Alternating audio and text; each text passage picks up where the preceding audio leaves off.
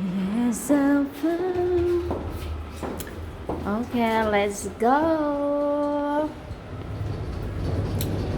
Cheers! Hello mga miss! So for today's video ay samahan nyo kaming mamili dahil may kulang pa tayo na dapat nating bilhin for tonight. So today nga ay naisipan kong bumili na ng mga newborn clothes na Baby Bella. Yes! Bella for short. Abangan nyo na lang yung fall ninyo paglabas. Charing! So kakaikot nga namin ay finally nakahamit na rin kami ng parking area namin. So dahil nga tulog pa si Dodong Max, gusto rin ni Daddy Ralph na mag-take a nap din siya.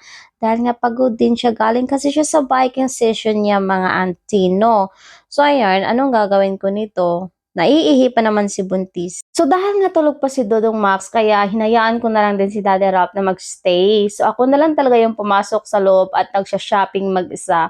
At least, I take my time. So, ayan na nga, nandito na ako sa second floor. And syempre, dahil may nakita tayo, so napa-shopping pa akit. After ko nakabili doon, syempre, dumiretso na rin ako dito sa C&A. Dahil dito ako magsisimula at bumili ng mga gamit. So, ayan, as you can see, may nabitbit na ako. So, nagsimula na nga akong mamili ng mga damit ni Baby Bella. Kaso lang, mostly sa mga display nila is mga hindi pang newborn. At napapansin ko rin talaga na konti lang yung mga display nila dito sa mga pambabae. Kung kailan ba naman ay mamimili na tayo ng mga gamit for baby girl, saka naman sila nagkaroon ng mga sizes na hindi naman ayon sa aking gusto. Paano ba naman kasi yung mga display nila ay hindi pang newborn, kundi parang pang toddler na? Dati talaga pag namimili ako ng mga gamit ni Dodong Max, dinadaanan ko lang talaga tong baby girl clothes na to. At that time talaga ay ang dami nilang display at marami pang pagpipilian. Pero this time, hindi ko alam kung anong nangyari. Ang malas talaga ng araw na to. Wala na nga akong choice kaya napabili na lang. So lumipat nga pala ako sa H&M at nandito na rin si Daddy Ralph at si Dodong Max. So ayan, gising na ang dalawa. Dito nga nagsimula na nagwawala si Dodong Max at nag-explore.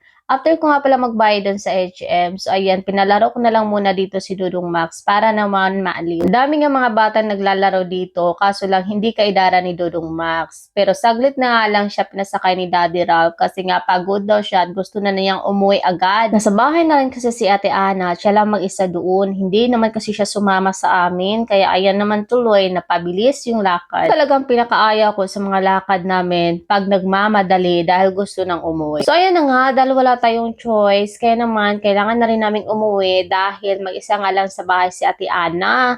So, ayan, nahanap pa namin yung sasakyan dito dahil mali pala yung nilalabasan namin na pintuan. Naglalakad na nga lang si Dodong Max dito dahil parang hindi naman siya tinatamad. So, iba nga nakasakay sa stroller niya.